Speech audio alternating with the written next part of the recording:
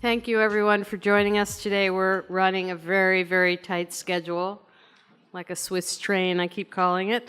So I just want to introduce myself. I'm Felicia Molnar, Executive Director of Strategic Initiatives at the DIA, and I, together with Midtown Inc., we're running this program and have started about 5 months ago, and we'll run through January of 2019 and then onward as this vision and process goes forward. We'd like to thank our steering committee and also our funders today, the William Davidson Foundation, the National Endowment for the Arts, the Fred and Barbara Erb Family Foundation, and thanks to Boston Consulting Group for all their support in helping us with the governance and process of this project. We're also thankful for having all of you here for the next 90 minutes. I am serving as a facilitator and timekeeper for the presentation. As many of you are aware, the goals of this design competition are twofold. And by the way, the RFQ is on the Midtown Cultural Connections website if people want to download the brief that the design teams originally responded to.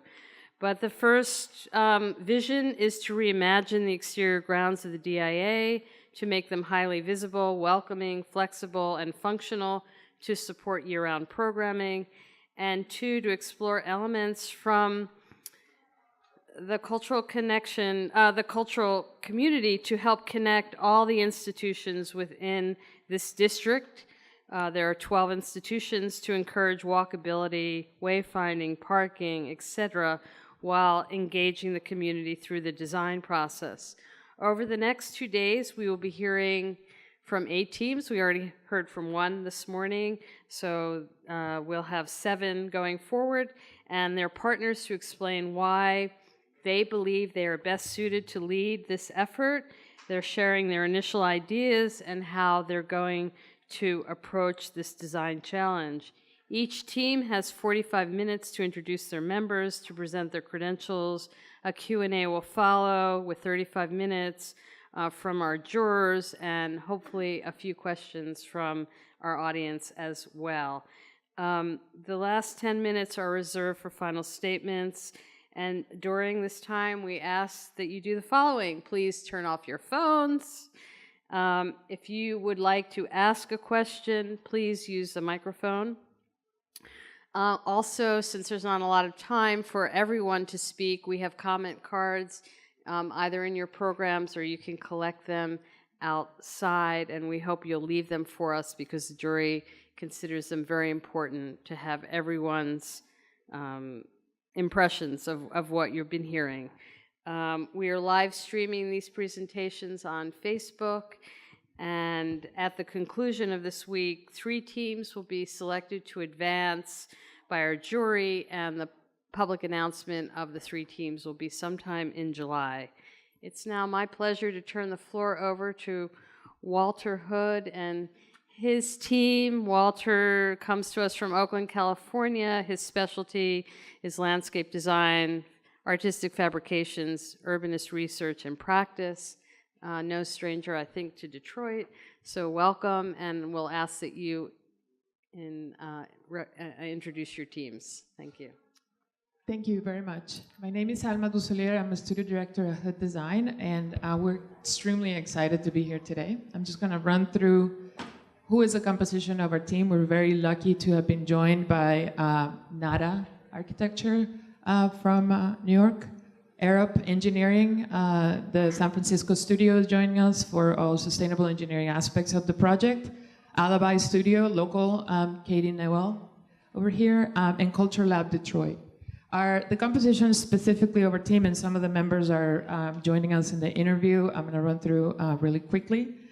You probably saw this during the presentation. Hood Design as the lead team, but closely collaborating with our team members. So I'm very happy to introduce Walter Hood, our creative director, Miyun, Jane Shulak, and Milana Duthie from Culture Lab Detroit, Kathy Newell, as I mentioned, and last but not least, Nader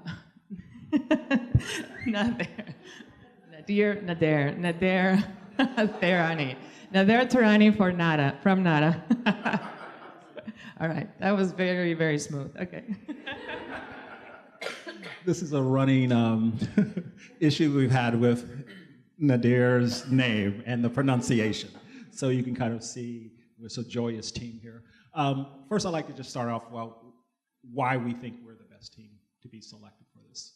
One, we wanted to put together a group of artists who've worked with institutions, art institutions, who have a knowledge of the institutions, but is also open to understanding how communities work, and more important, to begin to tease out this idea of what makes a place civic today, right? We talk about what makes a place public and civic, and we think we've assembled a team that have worked in many different venues of making beautiful spaces, public spaces, places which people feel like they belong.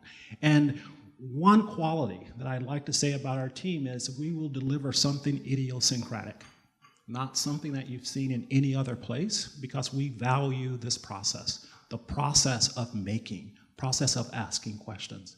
And some of the work that you're seeing here shows that our work is incongruous, right? I mean, you look at Hood Design's work, you look at Nada's work, it's very specific to the people making the work. And we believe in collaboration, that by bringing people in with different ways of seeing the world, you're gonna get something better. We're not trying to find those parts that look the same. So what we wanted to do today was to somehow double down on some of your questions, but to also show through our track record of work how we think we're the best fit. At Hood Design is 25 years old this year, and for somehow, in the last 15 years, we somehow started doing museums. And as an artist and as a landscape designer and architect, it's really fantastic as an academic as well, which we all share hats. We have a dean over here. This idea of being able to talk about pedagogy, to talk about ideas, and we think the institution is one of those places where you can talk about those ideas, right? Where maybe in some public forums, people, oh, that's too esoteric, that's for the halls of academia. We think this is the perfect place to share these kind of pedagogical, these ideas about art, about public space. And within your campus, how can we begin to think about DIA as a town square, a center where people will be attracted to? And can we, in a way, make it a little messy? Right, that the diagram speaks to a different time, and we want to make it a little messy, and I'll get into what I mean by messy. Are you clicking for me? We think the architecture here is of a particular time. We do believe in palimpsest, that in cities, buildings and spaces accrue over time a life, a patina, and that patina is something we don't want to erase.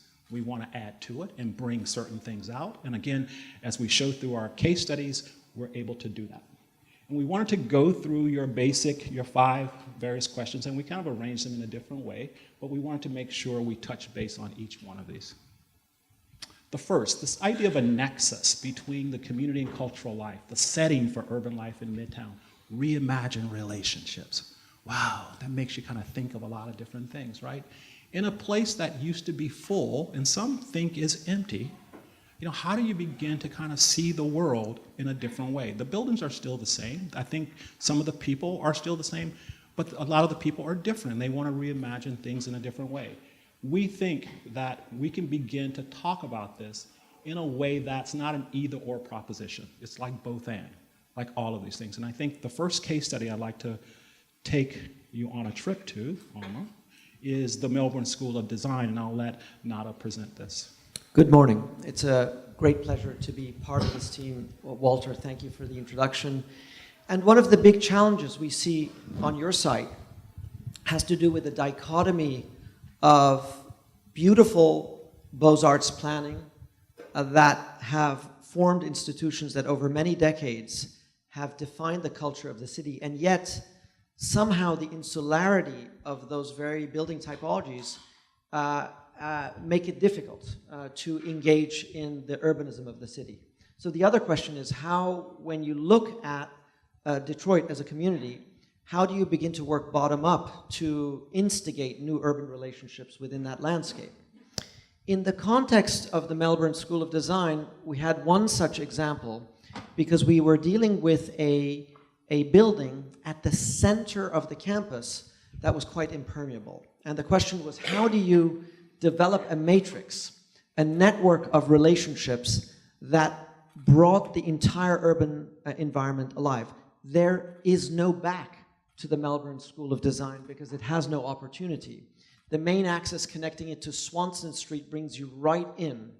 As you enter, you see what's called the concrete lawn. This is the main urban space that sponsors social life on campus, with the student center on one side and the Melbourne School of Design on the other. On the north side, you have the possibility of developing a fabrication court, because a lot of the things that happen within the building need space to spill out. On the opposing side, you have the Elizabeth Murdoch Court. What used to be a kind of back service court is in fact a new front door for this institution. And of course, the main drag is the new promenade that goes through the building. Conceptually now, what's important about this project is the way in which the base of the building is given off to the rest of the campus. The auditorium, the library, the fabrication lab, the exhibit spaces don't belong just to the School of Design. They're here as instruments to begin to cultivate a completely different relationship with the campus at large and with the many disciplines that they absorb into this building. And then a new public ground is created above that to create a studio space for which there was never a budget. And there's an invention in this, in that for not having a studio space, all of the spaces of the studio are flipped up into the furniture package of the building and enliven the space of landscape, urbanism, architecture, and the PhD programs, making for such, unfortunately, a successful space that now it's being used by the entire campus and not just by the School of Design. And so this is one of those civic spaces that has brought the urban life back into its interiors. Thank you. I think this really shows the example of the campus. And now I would like to go through 5 case studies that talk more about a landscape that encompasses a building, but also connects to a larger sort of urban landscape. And the first one is this idea of the Fifth Avenue Jewels, and this is the Cooper Hewitt Smithsonian Design Museum's garden. And what we wanted to sort of show is how we think about projects. It's not on the scale of this less than an acre garden, but at the scale of the city. And one of the things for us was Engineers Gate here at Central Park, and we really wanted to make this part of the park, but we understood it was a small space as well. And again, through kind of understanding sort of geological history as well as cultural history, it gave us a way to talk to the federal government, because this is a Smithsonian building, to actually get the change. Now, I wanted to sort of bring this out. Most museums that we work with, the directors, we've worked directly with the directors, and they're really important, right? Really important people, because they have a vision that's driving. The director here said, Walter, I need to pave this garden because I need to have more parties. I mean, that's just being straight up. And we had to figure out a way to tell a story. One, to give them more space to use, but to also stay clear and true to the design. And so here, this was an original Schimmelhorn garden, and we actually expanded it to include the reservoir, but also tried to talk about the history and tell a story that was logical for the museum, but also for the owners, who's the federal government. And at the end of the day, we were able to get it approved and get it built. And now it's a garden as one of the jewels on Fifth Avenue, where during the springtime it's part of Central Park, during the winter it's part of the larger city, because it flexes its bones and its muscles. And they have great martini parties in the summertime. So if you're ever in New York, check it out. This next project we call the Grand Avenue Bunker Hill. And I wanted to make a point here. This is in downtown Los Angeles, and it's more than probably 30 years now, LA has been trying to create the civic landscape in Bunker Hill. It starts out with Maki and MoMA, and for a while the contemporary temporary. And it took a long time for these things to come together. But now when you go to Bunker Hill, you have a collection of museums and a collection of landscape spaces. Grand Park is the larger space there, but what I want to talk about are these smaller, again, little appendages, little gardens that we created between the Broad Museum and the new restaurant and Upper Grand and Mocha, and also with Geary's small little gardens in the back. And these gardens didn't exist because this is all basically on top of a tunnel, right? And so we had to literally make a landscape of something that didn't exist. And here's the Broad, as you can kind of see, the vault and the Vale. And this was the major connection we wanted to create, right? We knew we had people on one side of the street. How do we get them to the other? At the end of this is a restaurant, which is really successful. The small plaza, we basically took a freeway, turned it upside down, put dirt in it, and planted trees.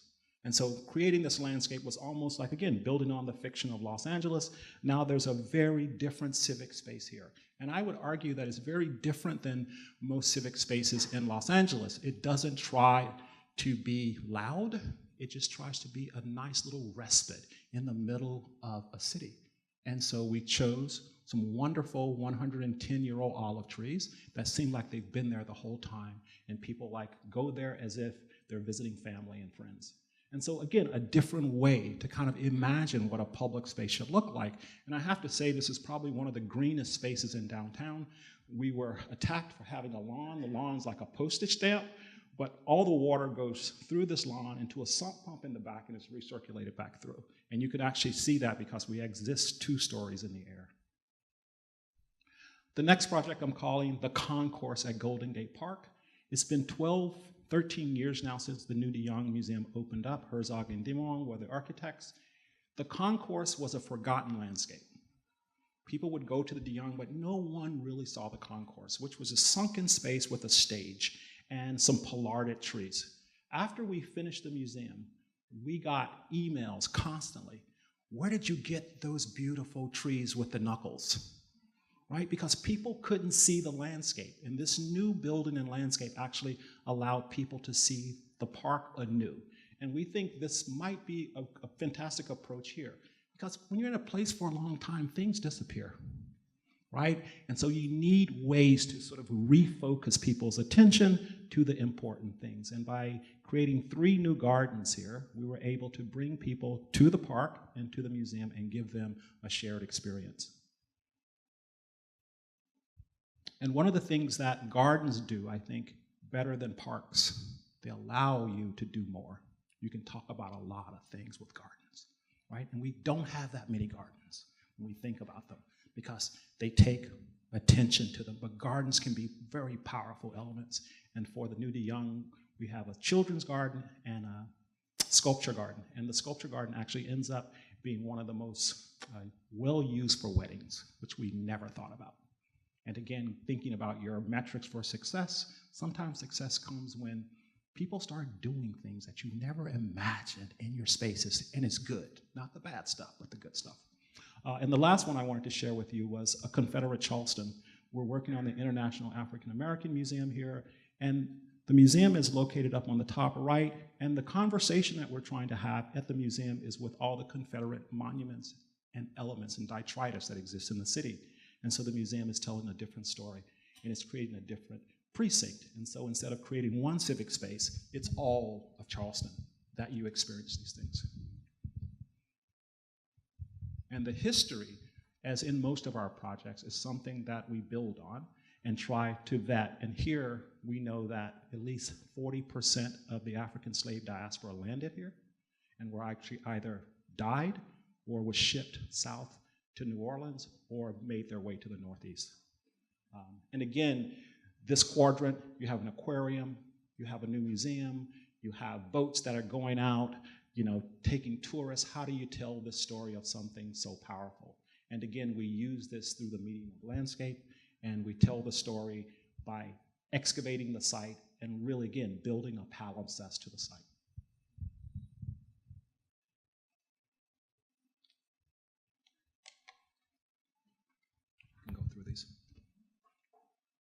The building is being done by Pay Cobb Freed. This is a view looking back towards the city, and then the view looking back out towards the ocean. And then we have this 50-yard infinity fountain that talks about the slave trade and becomes this new civic spot for people to remember. And I talked about this idea about civic in the beginning. It's not just always for celebration, right? Sometimes we want to come into spaces to mourn. We want to come into spaces to remember.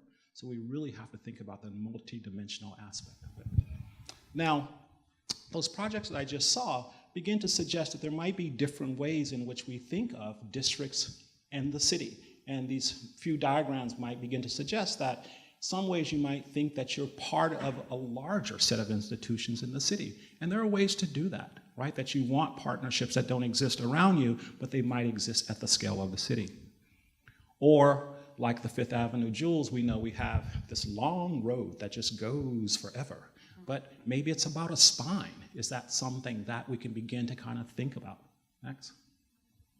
Or maybe it's about these destinations, and we'll share with you another case study later where we're working now with the museum where the museum is the destination. You go to the museum and then you go somewhere else, right? We always think about museums as being the destination, but a town center is a place that you want to be, and then you're like, oh, let's walk to the Motown Museum. And what might that feel like when I come back? But these are the kinds of questions that we're interested in.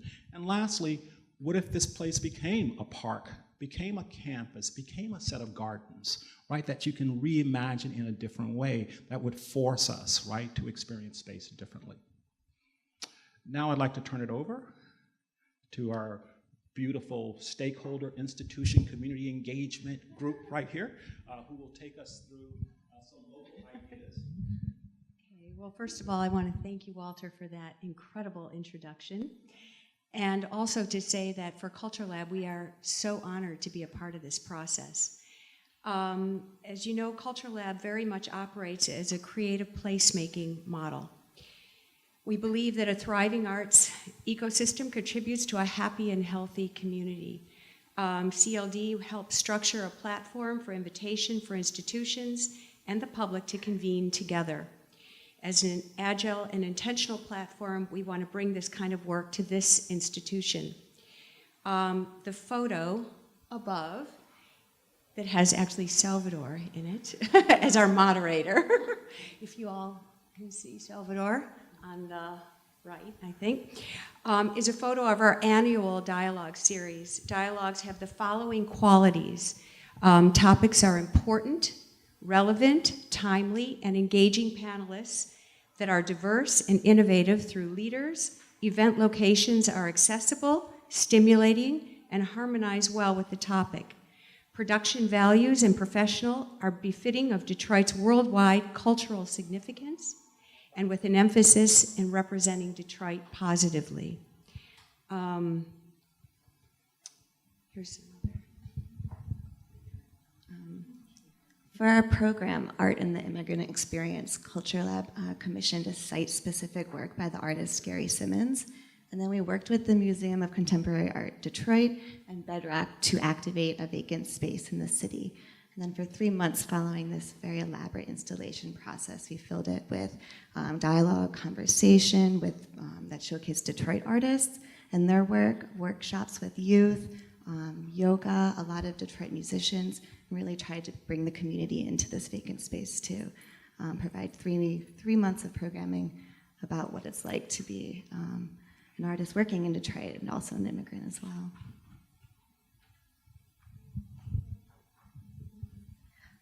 Beyond our dialogues, Culture Lab considers both immediate and long-term results of our programs. So we enter into partnerships with local artists and activists and community organizations who are already doing the work of outreach.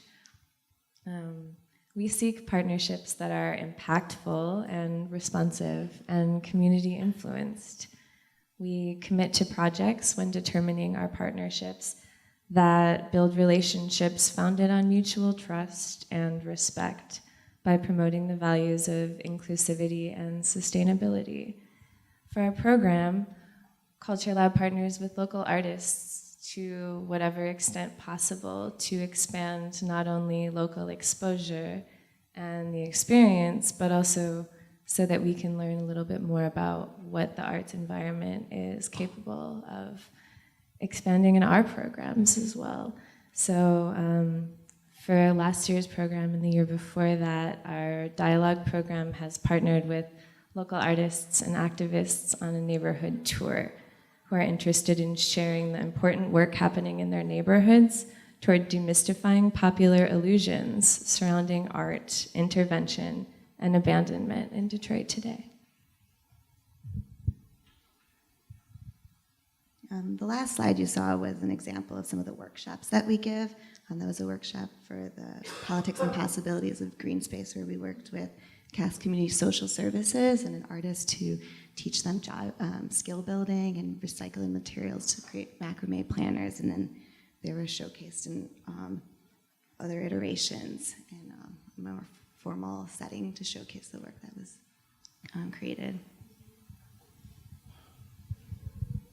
And then, hello, I sit up here as one of the local artists and architect that gets folded into some of these, but as well as bringing that to the team. And what I want to talk through has to do with another commitment that I think this team brings very strongly, is our relationship to allowing for situations of programming in these spaces to come through the sort of materials and aesthetics and the things that we make.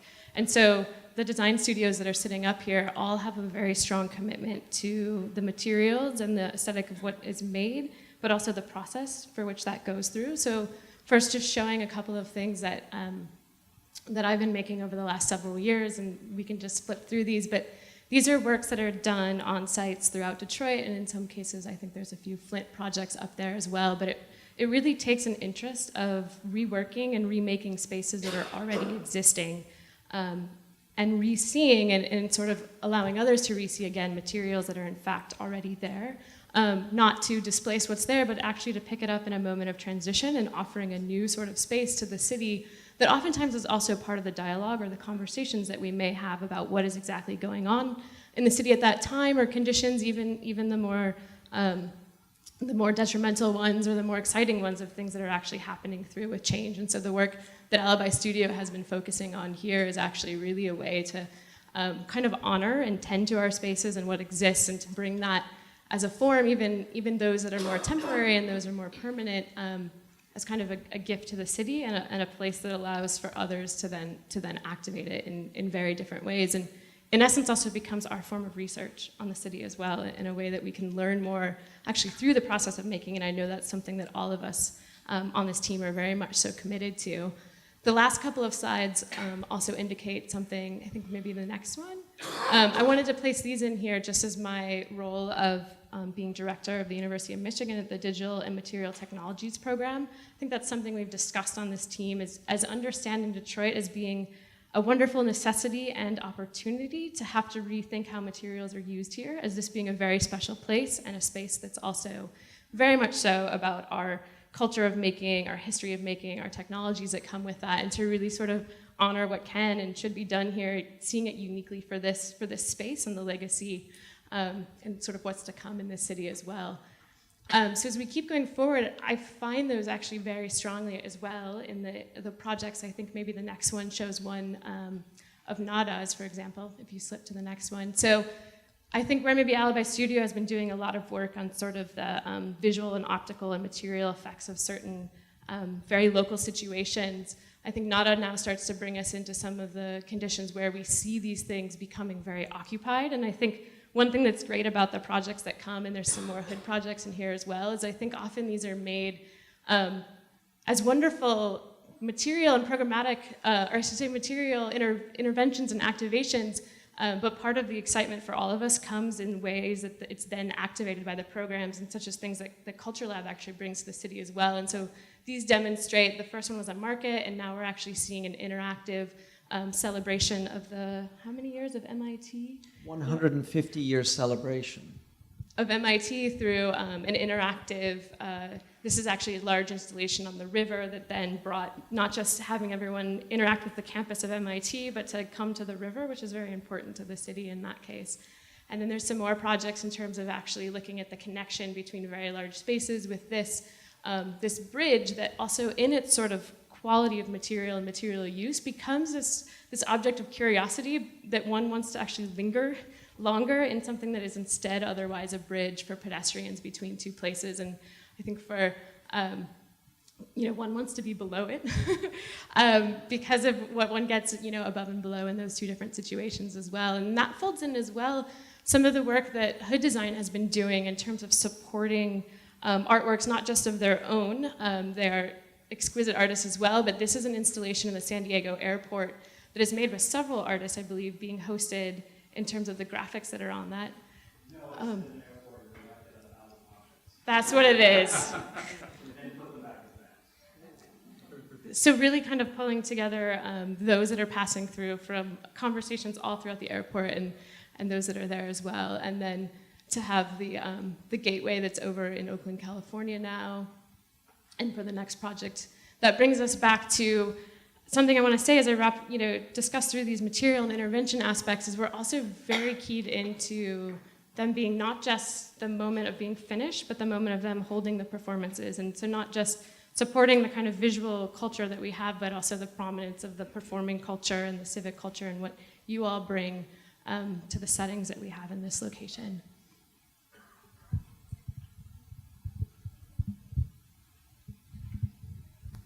And now we'd like to just sort of kind of go into more in depth with two case studies that we think are really, really fascinating to sort of look at your project through the lens of. And Nada will talk about the first one. The Daniels Building, though a building, is part of an important circle, Spadina Circle, that is lodged on the southwest corner of the campus, essentially historically a roundabout that nobody has access to. It's quite dangerous. The extension of that building that has seen many programmatic iterations requires a large studio space with the flexibility of additions which may be lodged in a future landscape as it grows out and beyond the tentacles of the building. Because the Daniels faculty is composed of landscape, architecture, urbanism, and design, it was important to engage the entire faculty body, the facilities crew, the president's office, the provost's office, but also the many constituencies around the city to bring consensus to what would otherwise be a very, very challenging prospect. So part of what we do as a team also is convene conversations and figure out how to extrapolate priorities that make sense for the larger mission of the city. In the context of this project, the north-south axis of Spadina was obviously the main symbolic axis, but more importantly, it was the east-west axis that could give a veritable inner street that activated the life of the institution. Redefining institutions is as important as understanding what they are today. So the division between the north-south and the east-west is starkly different despite the question of the building. So for the first time in history, this institution will have a north face that acts as a kind of Janusian altar to the southern face. In turn, the east-west axis imagines a different passage through where a plaza on the east edge opens up towards the campus itself and takes advantage of the morning and afternoon sun, while also imagining that not everything on the site is vehicular. We can imagine pedestrian flows, tram flows, bicycles, and getting a different life into this circle and bringing all of that infrastructure into conversation with each other. Most importantly, in collaboration with landscape architects, bringing local horticulture and a different set of spaces that are topographically aggressive and give you prospects from high points and engage and frame those plazas, but also using the building, its roof, its figure, as a hydrological foil to bring water down to the landscape and irrigate the very landscape that we're creating. In turn, on the northern axis, the fabrication lab, for instance, opens up entirely, spills out where large-scale installations and experiments will be made, but connecting it to the north face of Spadina Boulevard. The building, though a monolith and apparently a square, is a landscape project. Even the roof establishes an experimental edge because of its relationship with the landscape department, but also a public space that acts as a prospect for the city. The street then is open 24/7. This is not the Daniel Street, it is the city street that walks right through it and encourages people to engage within the inward working elements of the building, but then opens up. And part of the challenge of deep buildings like this has to do with how you bring natural light into the core of a building. And so the auditorium is a flexible space that is divisible by 3, has many activities, but gently also brings you up a promenade to the large studio space, which brings into conversation a large span structure, natural daylighting, and a hydrological strategy that creates a civic space of work and convening that looks out onto Spadina North. The image of this building is one thing, but its ability to spatialize and embody a public interior is as important. Thanks, Nadir. And I think you see in that project that architecture can truly sort of provide something back to the city in a dynamic way, and it doesn't always have to be a closed off or all open experience. I'd like to buttress that with a case study in my hometown, Oakland, California, and we call it the old MCA Flower. And it's really about process that we've been with the museum the last 4 years, taking them through a process to reimagine themselves. And the Oakland Museum, very similar as a city museum. Next. It sits on an estuary, has a very striking landscape. That's a lake, but it's actually an estuary. So it's actually tidal. That's happening. The ground is moving. So we're dealing with all kinds of sustainable issues. But the history is a really important one. This is where 3 museums of the city came together, and they had this amazing idea that in the 60s, let's have a free museum. Let's just put all these things together and open it up to people. And then the civil rights happened, right? And Huey went on trial across the street, and they couldn't open, right? And when they came back, they were a different animal. They closed themselves off from the world, right? 2 fantastic architects, Kevin Roach and Dan Kiley, designed this really beautiful edifice, but over the years, one being a city museum, and of course, as we got through the 80s with funding, but also this hermetic position that they had, this brutalist building. They still have a very hard time getting people to know it's a museum. My Uber driver always drives by, and he goes to the courthouse because it looks like a civic building, right? What he thinks a civic building is. But we've been working with them to try to rethink this district that exists of the courthouse, the museum, the auditorium, the Laney College, public transportation, which you have right outside, the unified school district, and a larger public space. And all of these places sit maybe a half mile away from the center of the city. So everyone knows where City Hall is, but no one knows where the museum is.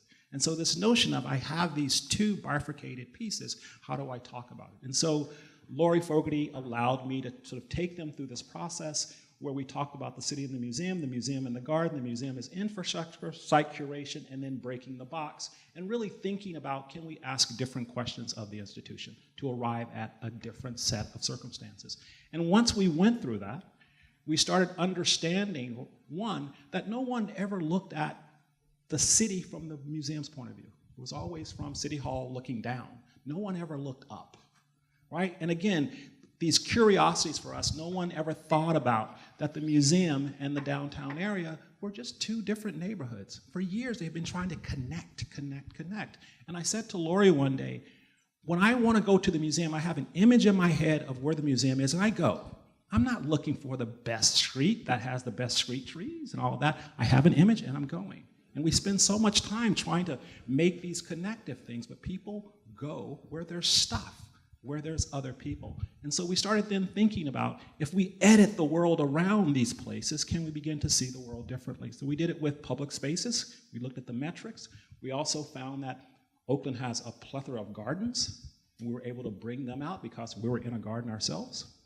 And then the big epiphany was in this beautiful garden, they had 40 pieces of sculpture, and we assumed it was a sculpture garden.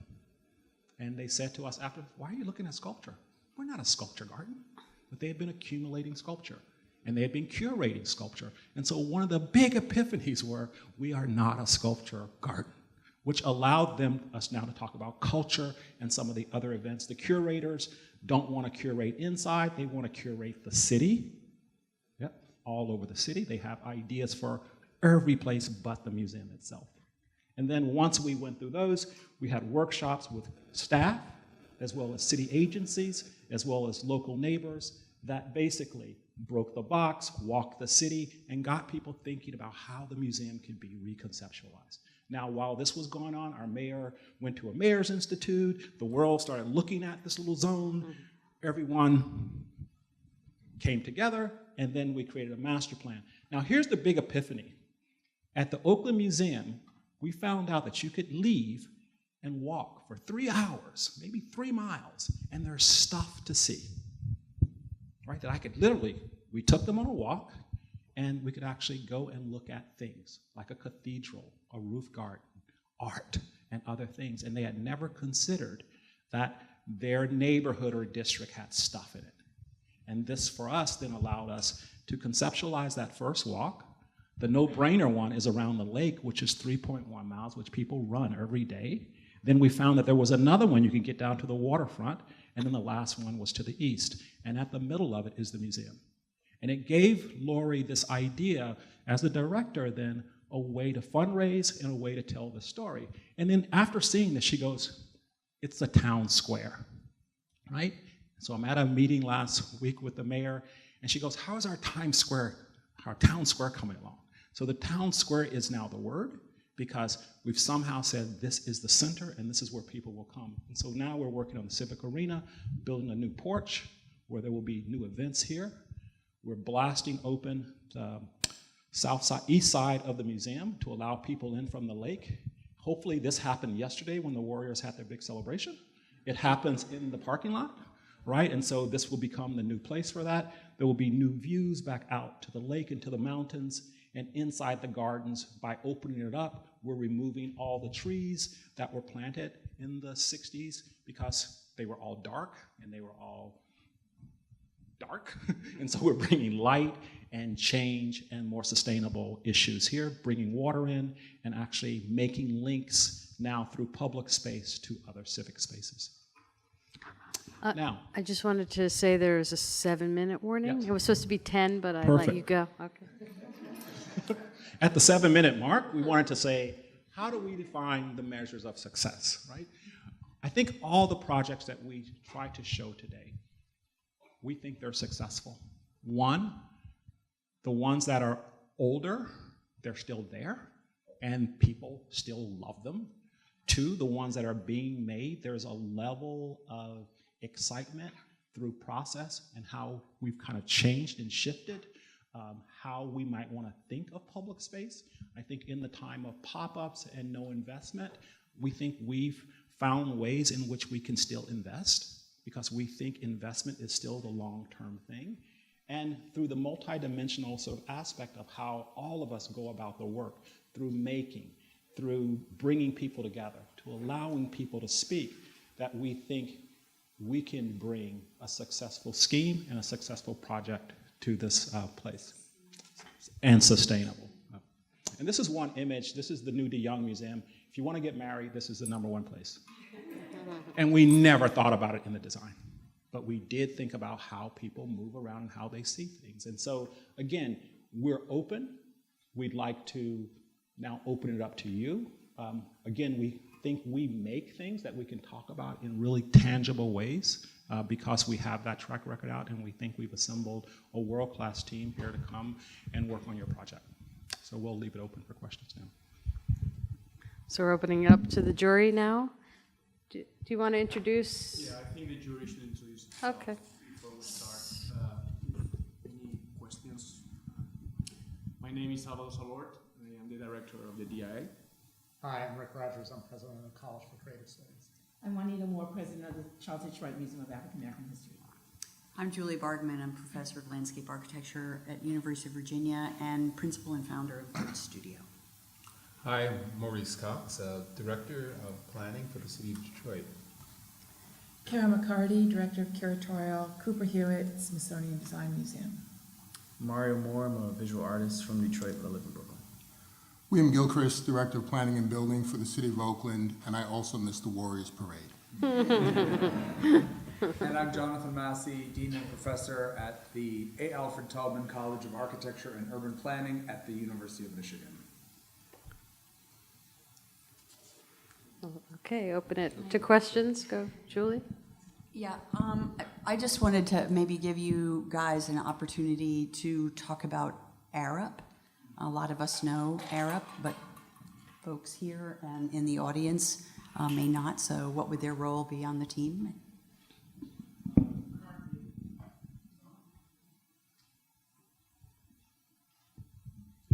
We have Arup on our team, kind of full service. We use them in our studio for full service, but they will be helping out with every aspect of engineering, every aspect of sustainable issues, and they're our on-call engineer.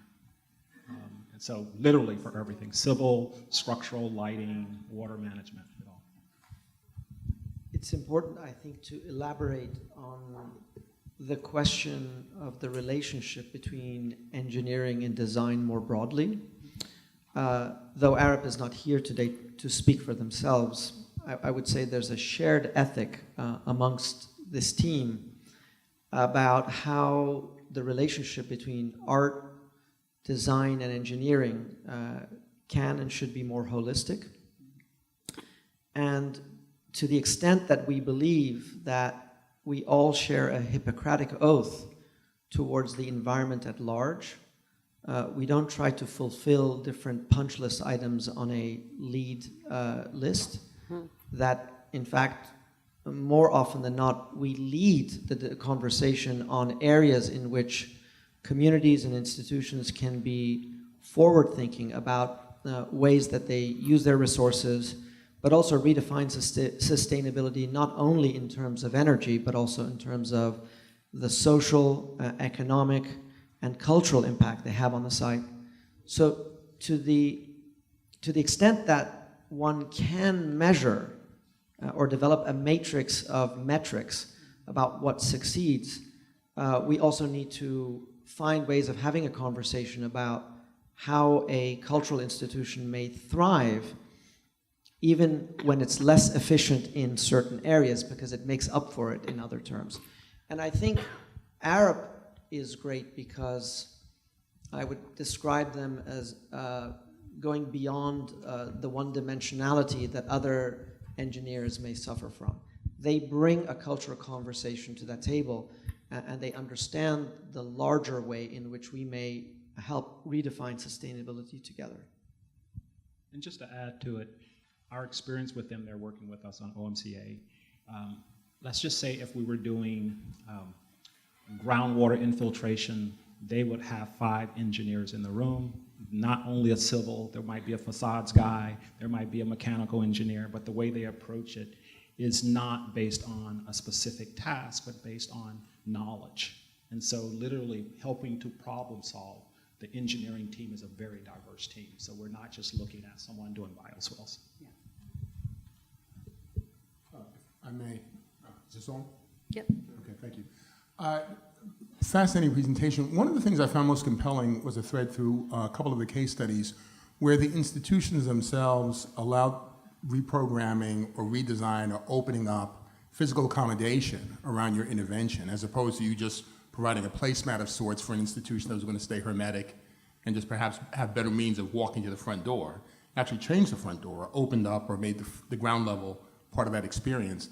And I'm wondering, when you went into those projects, was that opportunity announced or understood with the institutions, or did it evolve through some iterative action on your part in terms of design or programming or engagement, where you had to approach the museum or the institution and say, you know what, you hadn't thought about this, but we could really deliver on the promise of this opportunity if you allowed us to sort of break that barrier?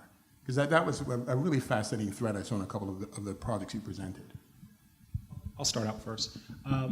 I would say the latter. I mean, through the process, these kind of, I wouldn't say discoveries, but these, you see these things emerge through the process, and they become questions to ask. And I would say, like with the Oakley Museum, by cutting the walls, people are very afraid.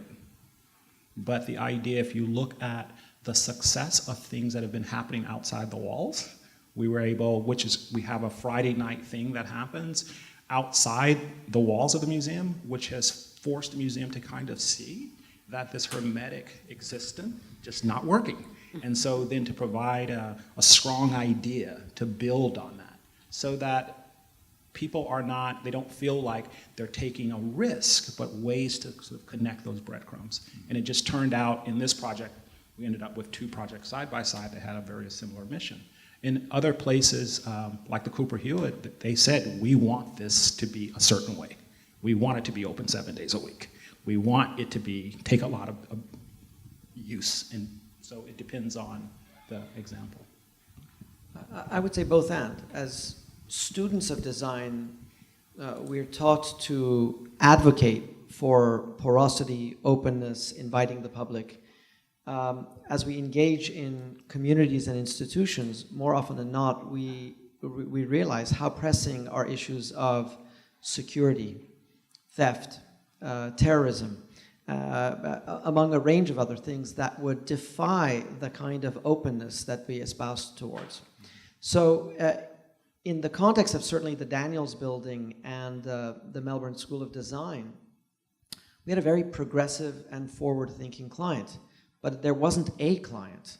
In each school, there was at least 12 to 14 constituencies and many different groups.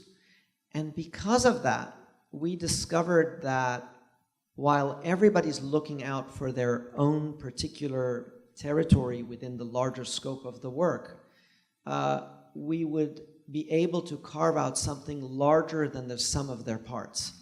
And this is where the ground plane and certain public areas came to play as a free plane of openness, something that invites a larger public into the space, and a deferred line of security, either above the ground plane or behind other areas.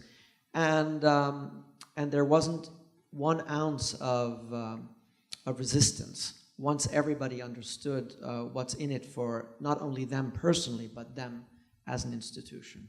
So I think the conversation had a lot to do with that also. Thank you. Thank you very much for your, is this on? Hello? Yep, you're on. That's how each of us is starting our question. Is this on? Thanks very much for your presentation. I thought you did a really good job of kind of helping us understand your thought process on these various projects that you worked on. So hope it's not fair. I'd like to ask if you could, hope it's not unfair. I'd like to ask if you could tell us how you would apply that thought process to our project. And specifically, there are 2 essential parts of the project. There's the DIA itself, and then there are the other neighboring institutions, and there are issues and challenges and opportunities specifically for the DIA, and then there are larger questions. So how will your thought process address all that? I know you touched on it a little, but I'd like to probe a little more.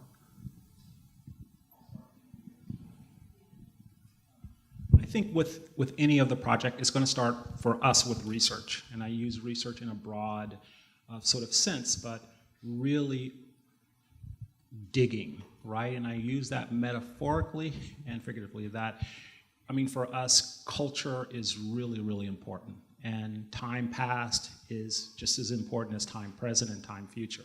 And so, again, for us doing research to come at the table with a knowledge, that's something that we really respect, that we know we have a local knowledge, but some of us are not here, and really accruing that, and then being able to sit down with the client and actually suggest different ways to approach the project. One of the things that we value at Hood Design is none of our processes are ever the same for the same project, for any different project.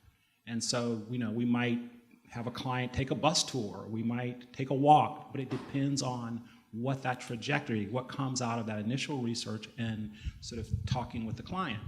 But from there, I do believe that we have the responsibility to deal with the DIA. I mean, this context, and how do we actually create a place that's a really powerful destination. And I think, through the case studies, I try to sort of outline that maybe through looking at our case studies, that there might be approaches that might fit, right? And again, we might test some of those because those are things that we might know, like the more polygonal way of thinking about cities, that, okay, there's something over here, there's something over here, there's something over here, maybe they should be in concert with each other. That forms new relationships. Or we might look at the kind of, I think your question asked, should we stay visually open, right? What happens if we go visually closed? That we would want to push you to kind of maybe looking at things that maybe you haven't looked at. If you're visually closed, that then might create 20 different destinations versus one. But it's those kinds of questions that we will start out in the process, not arriving at a single thing, but setting up a process so that we can talk about ideas. And I think we're all idea-based. We do idea-based work, and we would like to develop that process through that. Want to add, Nadir? Yeah, I mean, if you don't mind, what I'll do is I'll identify certain pet projects within the larger vision. And they're indications of, what interests us or what predicaments we think you face. For instance, the slides that we had of the front door of the DIA were not arbitrary. The reality is that in the United States today, the front door is usually the parking lot, not the Beaux-Arts front door that we used to use in some other year. And the predicament of having 1980s additions that become the venue through which buses and all sorts of other lines form, well, this is a reality that we have to deal with. But then why isn't it that the parking lot is not a space for art? It's a question. And so part of our role, I think, is also to prompt the institutions at the table, the various stakeholders, to rethink what the role of art is in society, and how do you bring them outside of the closed walls, and what are the ways in which urbanism, landscape, and the environment at large can be brought into conversation with them. Those are the kinds of things that we would love to do in collaboration with you. And in that sense, I find that Culture Lab is a critical component in this, because in a way you can give a designer anything and they'll just automatically start sketching. But programming is a central component of understanding why is it that you're doing certain things, for whom are you doing them, and with whom. And I think being able to establish that conversation is a critical one. To some degree, if we are able to bring the agency of the formal, spatial, and material consequences of these social and political conversations, we will have succeeded. But on another level, we need to instigate them also. Juanita? You mentioned that your processes work bottom up. What would that look like in Detroit, and who would that include?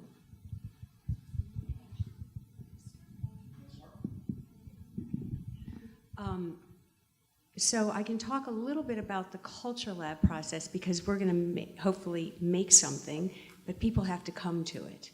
And so how do you create that relationship, which is something that we've been working on for about 7 years, is how to, what is that conversation? How to create access, invitation, activation, and sustainability.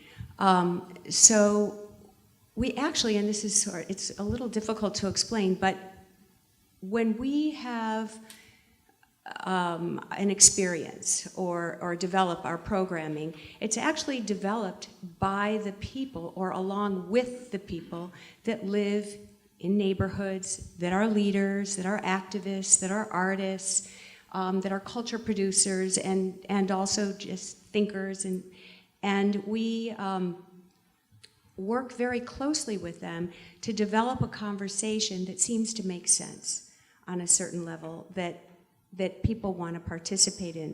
It's something that, and we work in a very grassroots way, so that we're able to get to the heart of it and to address things that people are truly thinking about. So I think that all of our work is about connectivity and access and invitation, each in a different way. And I don't know, am I answering your question with it? That I think that it starts with those kinds of conversations. You know, why do you want to come here, or why didn't you come before? And what happens if we design, or they design, a particular space? You know, what are you going to want to be here? What do you want to happen? And then even more importantly is, how is that space or that feeling sustainable?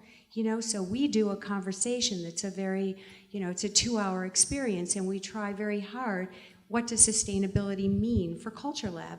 What that means is, what are the connections that happen because of that conversation, and how do you, as an audience, suddenly own whatever piece that is? And that's kind of what you want to happen in this space, in this plaza, is that it becomes a part of everybody's, their own, they own it.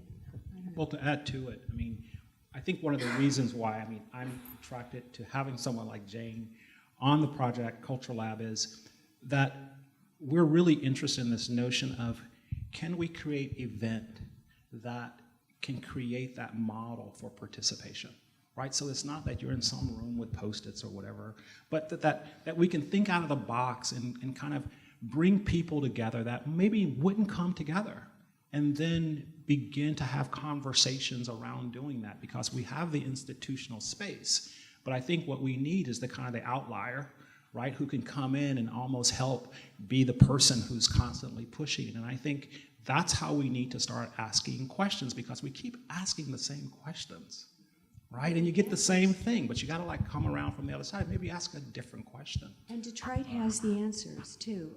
That's one of the strongest part of our programming, is the input that we get from the neighborhoods and from the different community groups, and really, really being very, very good active listeners, and respectfully and collaboratively raising the bar by bringing in people from all over the world, and sharing our practices and their practices. And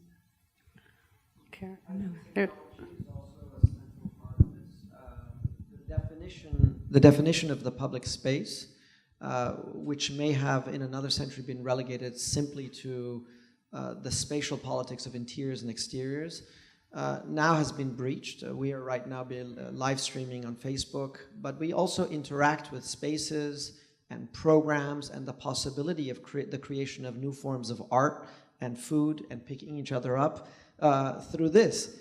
So I would also prompt us to think about how the institution is not a passive bystander to cultural phenomena, but learns ways of interacting with culture in its new forms, and this is one of them.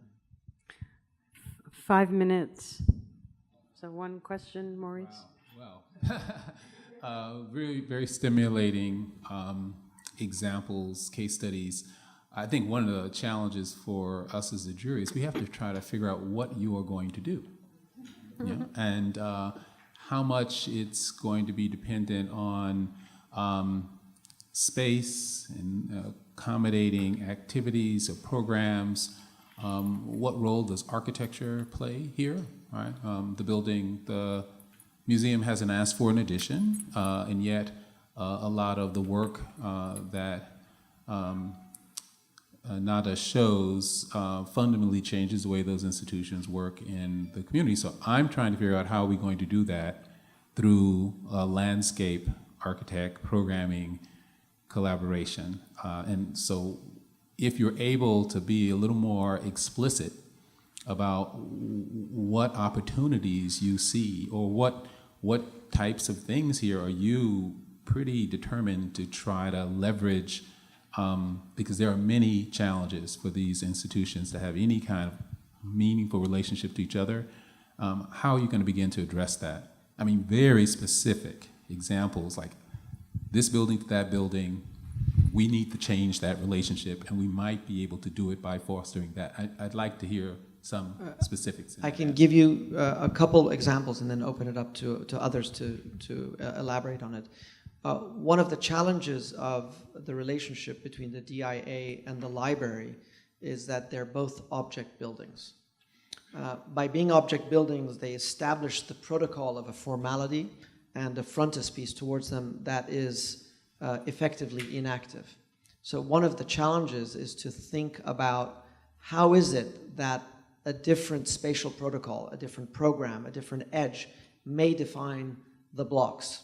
Now that may be a breach to 19th century canonical sensibilities, but it's one of the things that would be researched. How we would actually do it, and I'm sorry for being so nerdy about this, but I think that you also have to go into the trenches and say, well, how do you actually work? I do think that we would begin with a series of focus groups that goes into different institutions and mine out of your operational and administrative processes, what are you? Who are you? How do you work?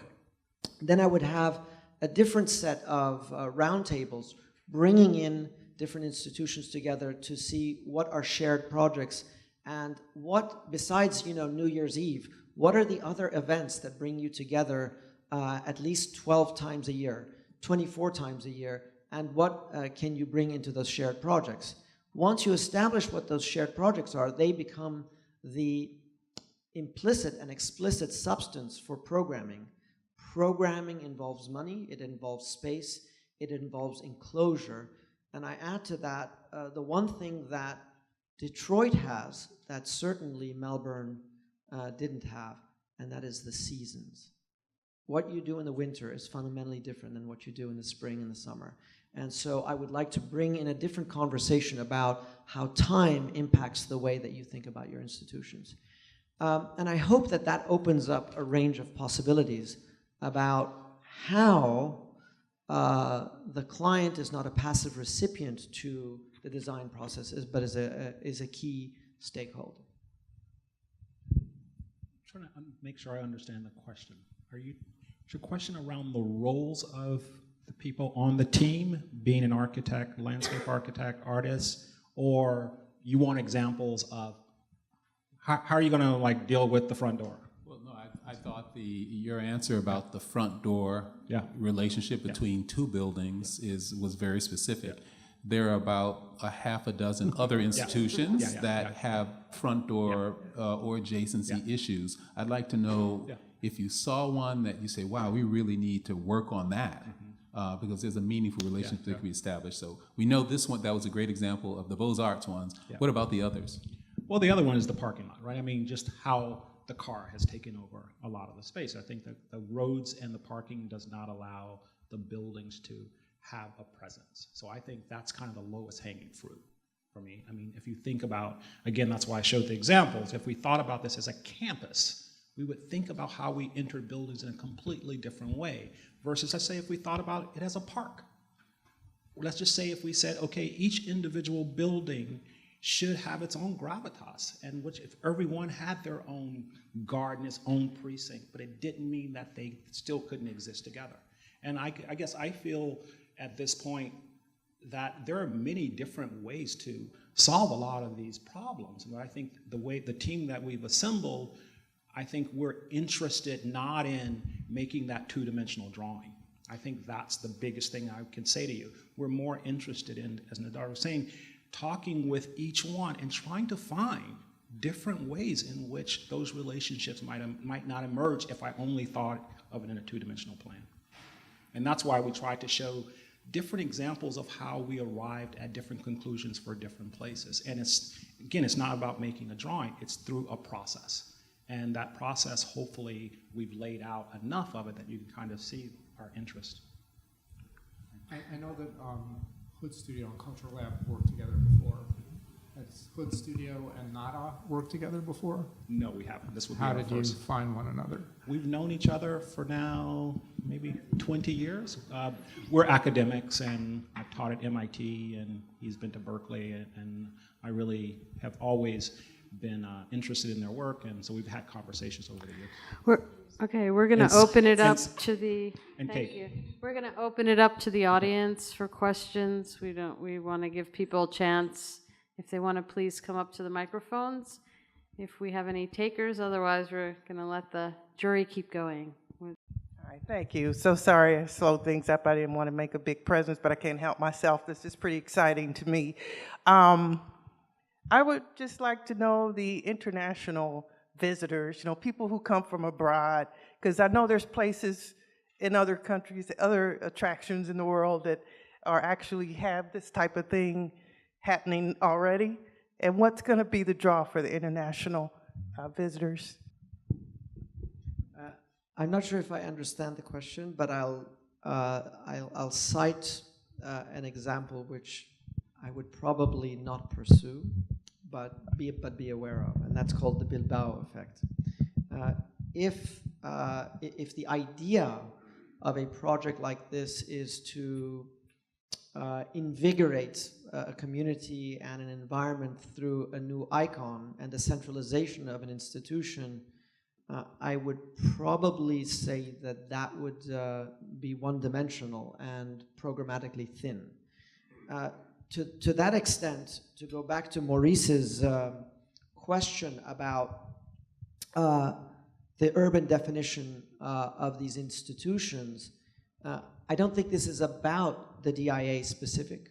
I don't think it's only about the relationship of the DIA to the library, but rather a matrix of urban connections that are latent within those blocks, because there are so many parcels of landscape that are ripe for programmatic definition and redefinition. And part of the responsibilities of looking at other international case studies and examples is to imagine that there are urban investments that repopulated entire regions. Let's say, as an example, the way in which Barcelona prepared itself for the Olympics in the early 90s, where the distributed investment made for something larger than a singular icon.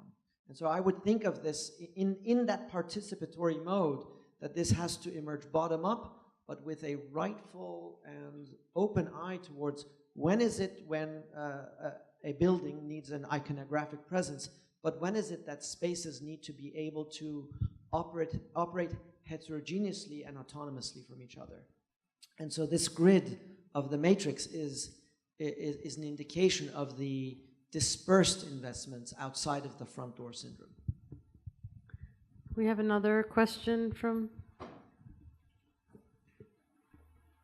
Hi. We have a lot of young people in the area, and Detroit is sort of trying to attract a lot of young people. Do you have a plan, a concept, idea of what kind of technology strategy you're going to bring to this process in terms of whether it's wayfinding, placemaking, anything like that? Yes. I mean, currently, the idea of wayfinding, but more of thinking about technology in ways that are useful, right? In making space, making art, finding place. I think we have a lot of tools right now at our resource, so we're definitely interested in that. And one of the reasons why we wanted to show the one project at MIT is this notion that, I think we don't want to forget that this is still a place for art, right? And I think, we can talk about great public space, but in the end, we want this to be a great place for art. And so the question of when people come from Europe, they want to come and see good art. You have great art here. You have other institutions that are commemorative, et cetera. And I think we want to not forget that. And we want to use the tools to make that experience the best experience so it becomes a memorable experience. And I've gone to places that have had art, and I would have to say, they're very diverse. I don't think there's like one dart that you can throw against the wall. I've been to places that look like this. I've been to places that don't look like this. I've been to places that have been huge and sprawling and places that have been really miniature. But the experience of them with the art, if the art is good and curatorially good, that's the experience. So I don't want us to forget that. And I think that's something, again, that we all are very, very interested in.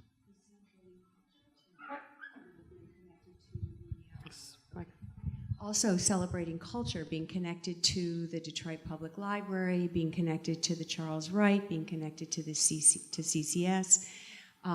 These are all different alliterations of how we celebrate who we are, what we are, and how our hopes and dreams can be realized, which I think is essential.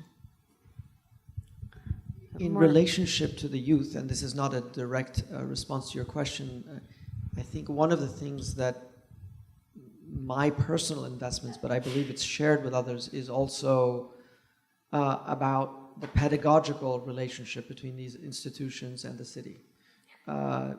Bringing in young kids from the elementary school onwards, I think is an important part of the educational process and possibly the rejuvenation of the urban realm. If you know what percentage of investment the United States puts into arts education, you know that it's marginal. And so beginning to think about the ways in which young individuals are able to tap into their creativity is an important part of that. But most importantly also, I would say that the most interesting collaborations I've had, one of them with Beaver Country Day School more recently, essentially abolished the closed library model that they had up until last year. They asked us to redesign the library, but as an open space that is interconnected with the rest of the school, with the idea that different ways of collaboration become available to students who are interested in both science, arts, and the humanities.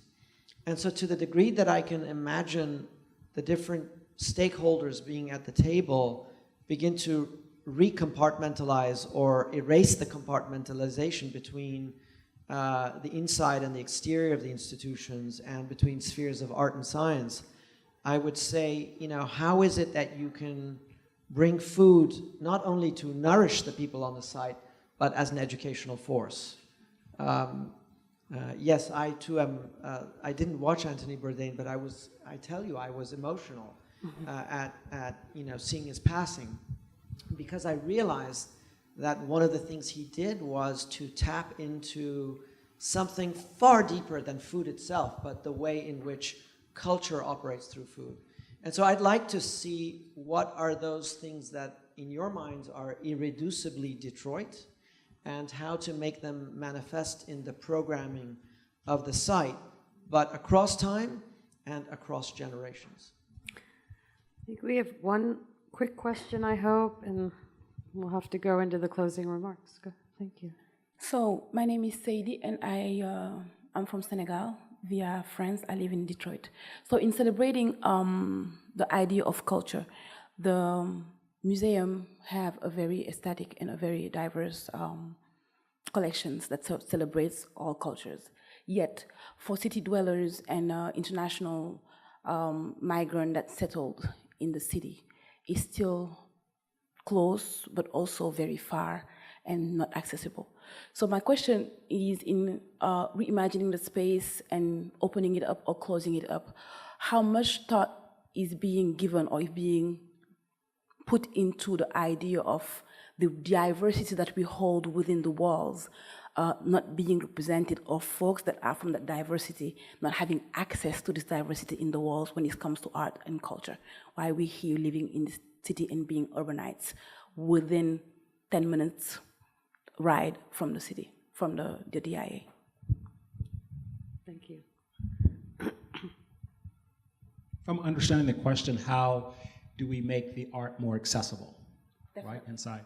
I mean, I just have examples that working with various curators to actually think of different ways of opening up the exhibition and the ideas. And I'm going back to Oakland. We've had two interesting shows in the last couple of years in Oakland that I didn't think was possible. One was a marijuana show, and the other was a hip hop show and Black Panther show because of the 50th anniversary. And the Black Panther show, I've never seen a more diverse audience line up outside. I've never seen that many black people lining up at a museum. And it begins to suggest that the relevancy right, of culture and art really can stir people. The second one was the pot show. I mean, and everybody came for the pot show, but this idea that the museum, if we think of it as a town center, we should be able to talk about and bring out those things that maybe we couldn't talk about 5 years ago, or maybe even a year ago, right? And that we mine the museum in a way to celebrate that culture so that it has some impact on people. And after the Black Panther show, I mean, walking around and listening to people talk during the Panther show was mind-blowing because they were there. And you know, you just had the 50th anniversary of the big uprising here. I mean, there are things culturally that I think these institutions can take on and actually allow art and culture to inspire a place. And those would be my examples that I would bring, and I'm sure there are things that if we were working on this project, we would think of those kinds of things that we could share here. I would also add that, I mean, more autobiographically, I've been in this country for 40 years almost now. I've never had to really ponder my immigrant status because, as with many others here in this hall, we have been able to assume it. We've been able to assume that we belong. That is not the case anymore. We don't need to say the reasons why. It's evident, it's in the air. But it is actually, if there's anything positive about this historical moment, it is not so much what we are doing on this panel here as designers, but prompting Salvador, among many other people, to question how we operate as institutions, how we construct collections within the institutions, and how diversity is redefined outside of the Western canons. And you know, I can't sit here up on this stage and tell you that we have completed doing that at Cooper Union. But I find our history sequence still deplorable in the sense of how we bring in Islamic culture, Far Eastern culture, African culture, South American culture, among other Aboriginal cultures into our history courses. And so this is an active and live debate that is not the result of certainly the elections, but has been going on for over a decade at least. But I think when you hear me say there's a need for the redefinition of institutions, it isn't a big banner statement. No, it goes down to the nitty-gritty of how we build collections and who's included, and by virtue of that, who's excluded. And I just want to say it's time for closing remarks, so if you guys want to wrap it up. Sure, absolutely. I actually jumped at the chance to start off our team's closing remarks because I'm sitting here as a Detroit resident, as an artist, as an architect, as a small fish amongst these big design firms. It's really, back to Richard's question, to answer the reason that after 20 years of knowing each other, they're together. I had some manipulation in that I'm very happy to share because I have a lot of respect for these groups, and what I wish for is actually that I could have had the jury with me over the last month, because I've literally been able to live amongst their most recent and greatest works that I think apply very much so to what the call is for here. And so with the opportunity of my position as director in material technologies, I went to research at a fabrication lab in the Bay Area for the last 4 months. And this is the site for the Oakland Museum, and I literally lived in that building right there, over a little bit more. That's my window. Looking out onto that site, and I could absolutely feel the magnetism of what was happening because of the changes that are going on in that space. And the events and programming, mainly the things that were happening every Friday night, were literally I'd be brought to tears because of the amount of diversity and energy and dance and music and culture and food that was happening because of the conditions that are there. Then I got to go see the Broad Museum in person. Not so much, of course I went to see the building, but also knowing the very intimate spaces that Hood Studio has designed on the outside, finding myself feeling like that was a place that I could sit and be, and it was actually just the beautiful and well positioned of tree. All it is there is trees, and you just want to stay there for hours. And as many other, you're kind of fighting over the stumps to be there for that. And then I got the chance in the middle of all that to go teach a week-long workshop for the Smart Geometry Conference of dealing with technologies that was hosted in the Daniels School. Well, it's still under construction, but very much so to understand the activation of this. And I don't want to speak to this one so much as all the wonderful architecture that was being done, but also, I walked to this site every single day, and it was really the landscape aspects of it that I felt as I was arriving. I could tell the prominence of this location in the city, and how also the landscape brought me into what is now the very safe turnabout, and then the relationship that had with everything that was then going on into the building. And so I wanted to actually speak to that, and really, now I want to speak to somebody who has experienced this process, and now come back, and now that I'm back here, pass through the site of the DIA every day, come and pay homage to the Caravaggios as much as when they're not on loan, and really, really want to speak to some of, brag a little bit about my team for this, because I really think, and maybe this shows a little bit in the questions in terms of us not saying like, this is what we're gonna do. We can't show you day one, because they really are professional listeners. I think it's the process and them actually wanting to sit down now and talk with you, with the DIA, with the community before anyone's ever said, like, this is our answer, this is what we're gonna do. And so for me, Walter and the Hood Studio has this knack for really finding the heart and soul of a project.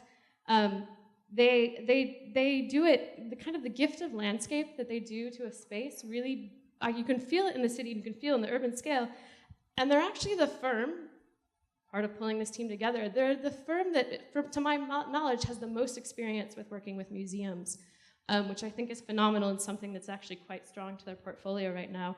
And Nadir and the rest of the team at NADA, I actually feel is the strongest architecture firm out there that understands landscape as part of the entire design. For them, it's not actually, okay, we're here to do the building, we're only doing the architecture. Nadir has this wonderful ability to actually see the landscape just becomes the extension of the building or the extension of the architectural space. And I think actually both of these design teams don't see them as a division in terms of I'm architecture, I'm landscape, or that even is a strong line outside of course we all hold tight to our disciplines and understand the realities that come with those, but I think both of them and sort of the two of them together is really kind of an amazing thing. And then so I think that's why myself and Alibi Studio and Jane and the Culture Lab, we really feel like we're actually sort of hosting something that we see, and to be honest, being in these spaces, every time I was there, I kept saying, like, I want a little bit of this Detroit. This is what Detroit needs. We want a little bit of this here. And so I think it's actually pretty strong to imagine these firms coming together with the programming of Cultural Lab, the of course, renowned engineering aspects that Arab is known for, and to really kind of see that sort of here in our front yard and as a gift. Really, for me, it's a gift to our city, and I think that's my greatest role at this moment on our team, is to just say, like, this is an amazing gift to our city to have this ability to go through that process. Thanks, Katie. And in closing, this has been really a wonderful morning to sit here for an hour or so with colleagues and talk to you. But I'd like to sort of end with picking up on something Katie said. Competitions are really hard. I'm just going to be frank, because we haven't even started the competition yet, right? We're just trying to get to the competition, and we're seeking answers, right? And I just have, it's really hard for me to put forward answers if you believe in process. And this is something that always comes into call. And one of the things that in each project that we work on, a project can take 5 to 6 or 7 years. You develop relationships with clients. And this is something we don't talk about. And through that development of those relationships, ideas are born if you have a good relationship. And that's what it really takes. And I guess what I'm pitching to you guys is we really are interested in working with you in a process to create something that we can't imagine today. And I do think it's possible. I mean, I can sit here and throw out ideas, but they're not grounded. And again, I think for the projects that we make, those relationships where we spent years working, the things that we come up with, we couldn't have imagined them because it took that kind of time. But I think the one thing that we'd like to leave with you is that we are serious and that we will ask those questions. and that we will try to make one of the most wonderful places here in Detroit. So thank you guys very much.